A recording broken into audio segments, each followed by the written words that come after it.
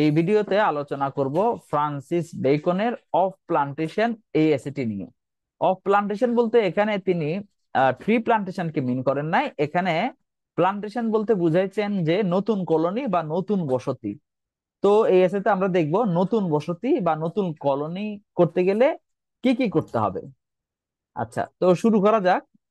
আহ, এখানে তিনি প্রথমেই বলছেন যে plantations are amongst ancient primitive and heroical works. Plantation অর্থাৎ এরকম নতুন বসতি করা, এটা এনশিয়েন্ট কাজ, প্রিমিটিভ কাজ। এটা এটা অনেক আগে থেকেই চলে আসতেছে, প্রাচীন, সেই সুপ্রাচীন কাল থেকেই মানুষ এই প্লান্টেশন অর্থাৎ কোন বসতি নির্মাণের কাজ মানুষ করে আসছে, এবং এই কাজটা হিরোইক্যাল কাজ। এটা একটা অনেক বড় কাজ, গুরুত্বপূর্ণ কাজ, এটা সহজ কাজ না। তো প্লান্টেশন করাটা এটা একটা গুরুত্বপূর্ণ কাজ, এটা একটা হেরোইক এন্ডিভার। প্রথম ফ্রান্সিস বেকন প্রথমেই প্লান্টেশন এর ব্যাপারে আমাদেরকে এরকম একটা গুরুত্বপূর্ণ ধারণা দিয়েছেন।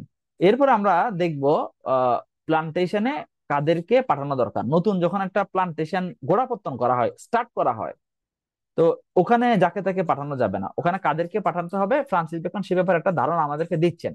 তিনি বলছেন, it is a shameful and unblessed thing to take the scum of people and wicked condemned men to be the people with whom you plan.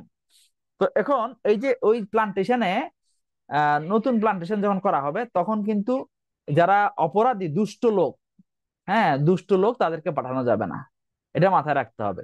অপরাধীদেরকে পাঠানো যাবে না, অলস দুষ্ট লোকদেরকে সেখানে পাঠানো যাবে না। তা কাদেরকে পাঠাতে হবে সেই সম্পর্কে ফ্রান্সিস বেকন আমাদের একটা গাইডলাইন দিয়েছেন যে নতুন প্লান্টেশন হলে সবাইকে পাঠানো যাবে না। পাঠাতে হবে কাদেরকে বললেন যে young Sans of Nobel and middle class families, অর্থাৎ ইয়াং পিপলদেরকে, ভালো পরিবারের ইয়াং পিপলদেরকে পাঠাতে হবে। দুই নাম্বার দুই নাম্বার হচ্ছে ফার্মার্স এন্ড লেবারার্স, যারা কৃষক, যারা শ্রমিক, তাদেরকে পাঠাতে হবে। কারণ ওইটা তো নির্মাণ করতে হবে, নির্মাণ করে আর তো আর সহজ কাজ না। নির্মাণ করতে গেলে ওই ওখানে লেবারারদের লাগবে, এবং কৃষিকাজ চলতে হবে সেখানে ফার্মারদেরকেও, সেই জন্য ফার্মারদেরকেও লাগবে। এরপরে হচ্ছে কি, যেখানে শিল্প গড়ে তুলতে হবে সেই কারণে তিন number industrious craftsman and skilled workers. Industrious craftsman craftsman and skilled workers, তাদেরকে লাগবে। চার নাম্বার হচ্ছে সোলজার্স হু আর ডিসিপ্লিন। ওখানে ওইটার একটা ইয়ে করতে হবে, সোলজার্স লাগবে, ওইটার নিরাপত্তা বিধান করতে হবে, সেই কারণে ওখানে কিছু সোলজারদেরকেও পাঠাইতে হবে। এইটা আরেকটা বিষয়। এখন আহ আমরা যখন একটা প্লান্টেশন স্থাপন করব, একটা প্লান্টেশন যখন স্থাপন করা হবে, তখন ওইটা থেকেই মানে আমি কিছু একটা পাবো, খুব তাড়াতাড়ি পাবো, এরকম আশা করতে ফ্রান্সিস বেকন নিষেধ করেছেন। ফ্রান্সিস বেকন বলছেন avoiding avoiding greedy economic exploitation, ওইটাকে বেশি এক্সপ্লয়েট করা যাবে না। তো তিনি কি বলছেন একটু ভালো করে দেখি। Neither must they be too greedy for gain, অর্থাৎ যারা প্লান্টেশন স্থাপন করবে তাদের কিন্তু বেশি লোভী হওয়া যাবে না, পাওয়ার জন্য ও তাড়াতাড়ি করে এতে কিছু পাবো এরকম চিন্তা করা যাবে না। For sudden profit is not fit for a plantation.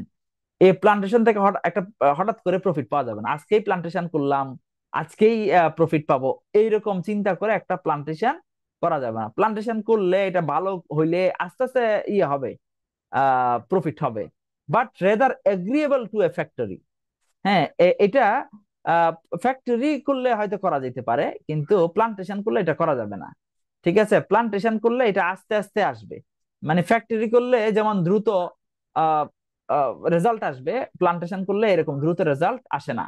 আচ্ছা, প্লান্টেশন করলে আস্তে আস্তে রেজাল্ট আসে। এখন নাম্বার ফোরে আমরা যদি দেখতে চাই, সেখানে আমরা দেখবো আর্নিং মেথড গুলা কি হবে। একটা প্লান্টেশন স্থাপন করলে আহ সেখানকার একটা ইনকাম সোর্স লাগবে, প্লান্টেশনটা তো চালাইতে হবে না।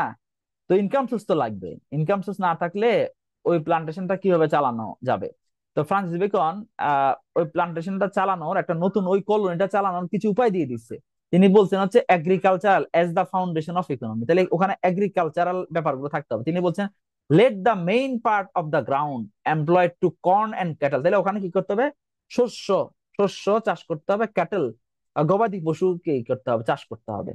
গবাদি পশু গবাদি পশু থাকতে হবে, এবং হচ্ছে কর্ন শস্য থাকতে হবে। For their first necessary things that must be sort for, কারণ মানুষের এগুলো দরকার, মানুষের শস্য খাইতে হয় ওই শর্করার জন্য, শর্করা। আর মানুষের প্রোটিনের চাহিদাটা ক্যাটেলের মাধ্যমে পূরণ হবে। তাহলে এই দুইটা জিনিস খুব জরুরি দরকার, এই দুইটা জিনিস স্থাপন করতে হবে। এগুলো সম্পর্কে ফ্রান্সিস বেকন শুরুতেই বলছেন যে আহ এগুলো হচ্ছে এগ্রিকালচার হচ্ছে ওই প্লান্টেশনের প্রাথমিক ইকোনমিক ফাউন্ডেশন। হ্যাঁ, একটা ইকোনমিক ফাউন্ডেশন। এরপরে হচ্ছে ট্রেডও থাকতে হবে, ব্যবসা বাণিজ্য থাকতে হবে। এগ্রিকালচারের কথা বললেন, কারণ বি নাম্বার এসে তিনি বলছেন যে ওখানে ট্রেডও থাকতে হবে, ট্রেড না থাকলে টাকা পয়সা আসবে কিভাবে। তো তিনি বলছেন কি কি বিষয় নিয়ে একটা নতুন প্লান্টেশনে ট্রেড করা যাবে।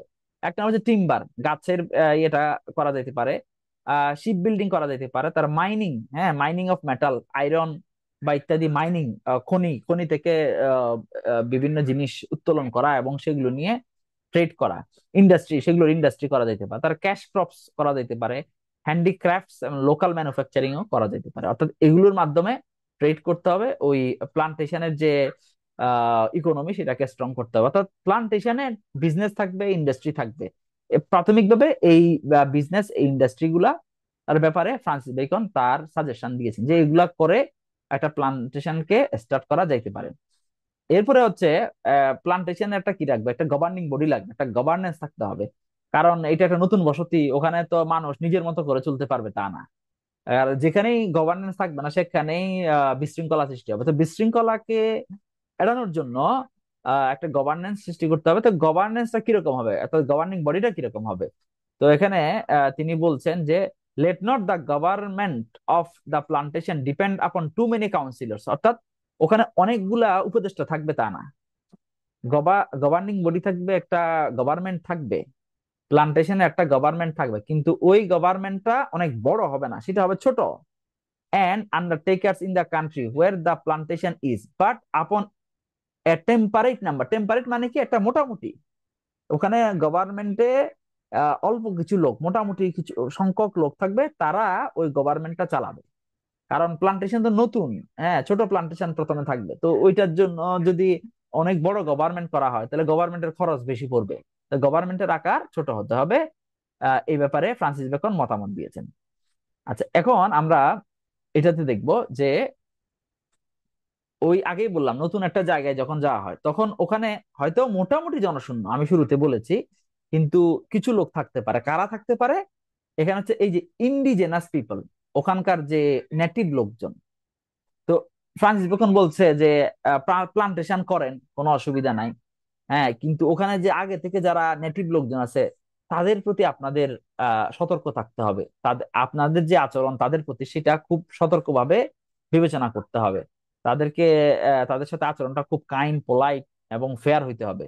ফ্রান্সিস বেকন বলছেন if you plan where savages are, যেখানে স্যাভেজরা যদি থাকে, এটা ফ্রান্সিস বেকনের ভাষায় savage, do not only entertain them with trifles and jingles. আপনি তাদেরকে নিয়ে হাসি ঠাট্টা করবেন না। হ্যাঁ, আহ, যদি আপনার প্লান্টেশনে ওখানে ওই ইয়েরা থাকে, নেটিভরা থাকে, যারা হচ্ছে স্যাভেজ টাইপের আর কি, যারা স্যাভেজ বলতে ওইটা বোঝানো হবে যে আমাদের যে সো কল যে সিভিলাইজেশনের সাথে যাদের পরিচয় নাই এরকম যদি থাকে, যারা হয়তো পোশাক আশাকে আমাদের মতো না, হয়তো টেকনোলজির দিক থেকে আমাদের মতো না, তাদের ফ্রান্সিস বেকন প্লান্টেশন যারা করেন তাদেরকে সতর্ক করে দিচ্ছেন যে ওই লোকগুলোর সাথে আপনারা কিন্তু হাসি ঠাট্টা করবেন না, মজা করবেন না, কারণ তারা আপনাদের উপর রেগে যেতে পারে। But use them justly and graciously. ওই লোকগুলোর সাথে আপনারা ন্যায়পরায়ণ ভাবে এবং গ্রেসিয়াসলি, সুন্দরভাবে আচরণ করবেন। কারণ তাদের কালচার নিয়ে, তাদের চলাচল নিয়ে আপনি যদি হাসি ঠাট্টা মশকরা করেন তারা খেপে যাবে, আপনি ওখানে প্লান্টেশনটা ভালো করে চালাতে পারবেন না।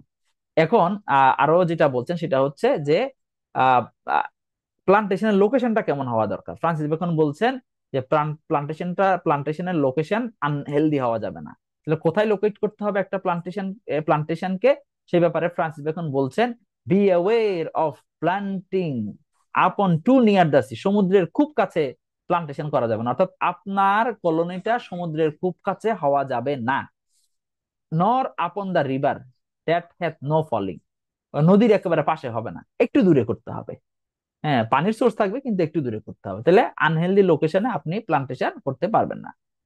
আচ্ছা, আপনার প্লান্টেশনে কি থাকতে হবে?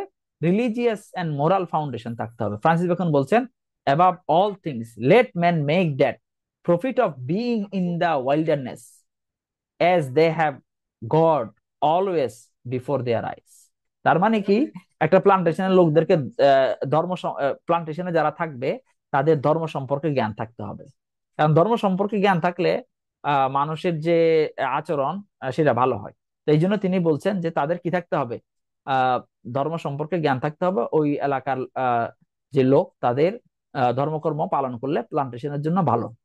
নেক্সট, তারপরে হচ্ছে মিলিটারি প্রিপেয়ারনেস। একটা প্লান্টেশন করা হলো, কিন্তু ওই প্লান্টেশনকে রক্ষা করার জন্য, পাহারা দেওয়ার জন্য কেউ নাই, তাহলে ওই প্লান্টেশন যে কোনো মুহূর্তে অন্যদের হয়ে যেতে পারে। সেই জন্য ফ্রান্সিস বেকন বলছেন, let it be considered that settlements at first are fragile and week.